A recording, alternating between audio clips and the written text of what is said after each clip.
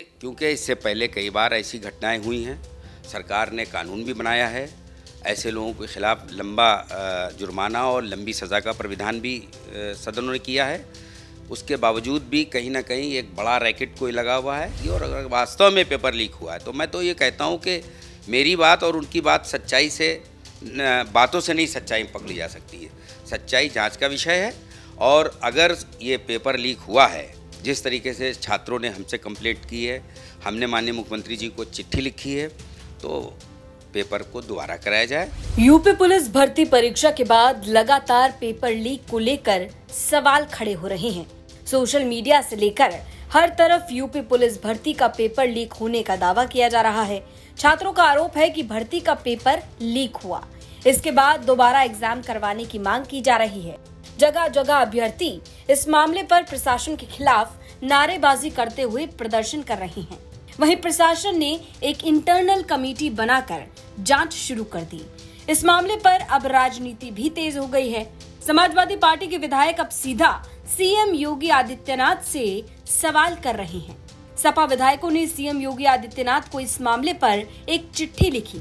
सपा विधायकों ने चिट्ठी के जरिए पेपर लीक मामले में कड़ी कार्रवाई करने की मांग की है। इसके साथ ही यूपी पुलिस भर्ती एग्जाम दोबारा करवाने की भी डिमांड की गई है। सपा विधायकों ने कहा कि कई छात्रों ने कंप्लेन की है कि पेपर लीक हुआ है और उनके साथ नाइंसाफी हुई है, जिसको देखते हुए सीएम योगी आदित्यनाथ को पत्र लिखा गया है। कानपुर में यूपी तक के रिपोर्टर सिमर चावला ने समाजवादी पार्टी के विधायक हसन रूमी से इस मामले पर एक्सक्लूसिव बातचीत की। उत्तर प्रदेश पुलिस परीक्षा को लेकर सरकार पर लगातार उंगलियां उठ रही हैं। ये आरोप लगाए जा रहे हैं कि जो एग्जाम स्टूडेंट्स ने दिया वो पहले से लीक हो चुका था। सोशल मीडिया पे ऐसे कई पोस्ट वायरल हुए हैं जिसका रिक्रूटमेंट बोर्ड ने संज्ञान भी लिया है और एक इंटरनल जांच कमेटी भी बनाई है। हालांकि बोर्ड का ये कहना है कि ये दावे सारे फॉल्स हैं और किसी के पास अगर ऐसे तथ्य हैं तो उनको जाके सौंपें, जिस पर वो जांच करेंगे। इस पर समाजवादी पार्टी विधायकों ने उत्तर प्रदेश सीएम को एक पत्र लिखा है और ये कहा है कि इस एग्जाम को रद्द करना चाहिए और फिर से नए एग्जाम होने चाहिए। हमारे साथ बात करने के लिए मौजूद है समाजवादी पार्टी से विधायक हसन रूमी, जिन्होंने पत्र मुख्यमंत्री को लिखा है। रूमी जी, ये बताइए कि क्या आपने पत्र में लिखा है और किस बेसिस पे आपने ये क्लेम किया है? देखिए, मेरे पास श्यामनगर के आशुतोष नामक व्यक्ति का फ़ोन आया कि हम जो पेपर देने गए थे 17 तारीख को, वो पेपर से दूसरी पारी का लीक हो चुका। उसमें जितने भी क्वेश्चन थे वो पहले से ही आउट थे और मुझे लगता है कि जिन लोगों के पास वो क्वेश्चन पहुंच गए थे तो उन लोगों ने हमसे पहले, जाहिर है कि अगर उनके पास पहुंच गए तो वो बच्चों ने पहले कर लिए। तो उन लोग जब पहले कर लेंगे तो 100% उनके नंबर आएंगे। तो ऐसे लोग जिनके पास वो पेपर नहीं पहुँचे, क्योंकि पेपर लीक सबके पास नहीं आ पाता है, तो ऐसे वीडियो तो ज़रूर आ रहे थे लेकिन मैंने उनको कभी संज्ञान में नहीं लिया।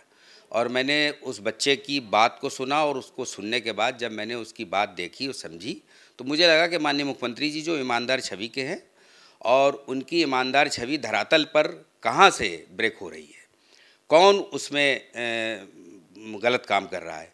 तो मैंने उनको पत्र लिखा है और पत्र लिख के ऐसे लोगों के खिलाफ लगातार जो कार्रवाई हो रही है उसमें और कार्रवाई की जाए और पुनः जांच कराकर अगर वास्तविकता है इसमें है तो इस पेपर को रद्द करके दोबारा पेपर कराया जाए।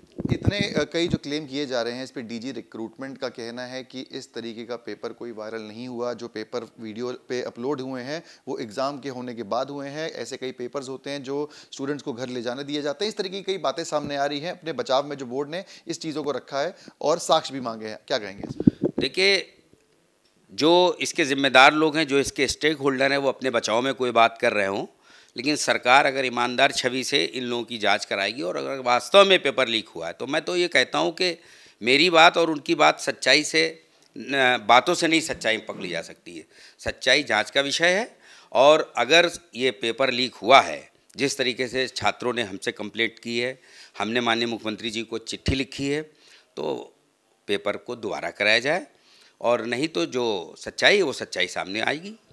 एक इंटरनल कमेटी का गठन भी किया गया है रिक्रूटमेंट बोर्ड द्वारा। हमने देखा है बीते दिनों आरओ का जो पेपर है वो भी लीक हुआ था। इस तरीके के कई मामले जो हैं वो सामने निकल के आते हैं, जिससे जो स्टूडेंट्स हैं उनका रोष काफ़ी दिख रहा है। सरकार के प्रति क्या कहेंगे इसमें?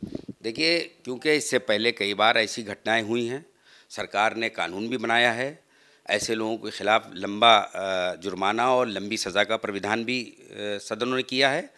उसके बावजूद भी कहीं ना कहीं एक बड़ा रैकेट कोई लगा हुआ है और उस रैकेट को तोड़ने के लिए सरकार कोई कठोर कदम उठाएगी, जभी इन बच्चों का भविष्य सुरक्षित रहेगा। वरना ये लगातार इसी सरकार में, जो इतनी सख्त सरकार है, उसके बावजूद भी ऐसे काम क्यों हो रहे हैं, इसमें सरकार को ध्यान देना चाहिए। 50 लाख के आसपास अभ्यर्थी थे जिन्होंने इस पे आवेदन किया था। अगर कहते हैं कहीं ना कहीं अगर इस चीज़ में सच्चाई निकलती है तो क्या उनके भविष्य का होगा और किस तरीके की चीज़ें आगे होंगी? मेरा यही तो कहना है कि 50 लाख छात्र जो इसमें मेहनत करके, शारीरिक परिश्रम करके, जो अपना फिजिकल भी देते हैं, जो अपना रिटिन भी देते हैं, और उसके बाद भी कहीं ना कहीं इस तरह के रैकेट अपना सक्रिय है और सक्रियता से वो काम करके सफल हो जाता है, तो सरकार के जो भी जांच एजेंसी हैं उसको और सख्त करने की फैसले ज़रूर होने चाहिए।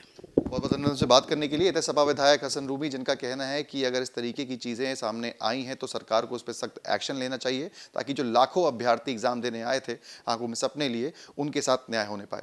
वीडियो जर्नलिस्ट अमित के साथ सिमर चावला, कानपुर, यूपी तक।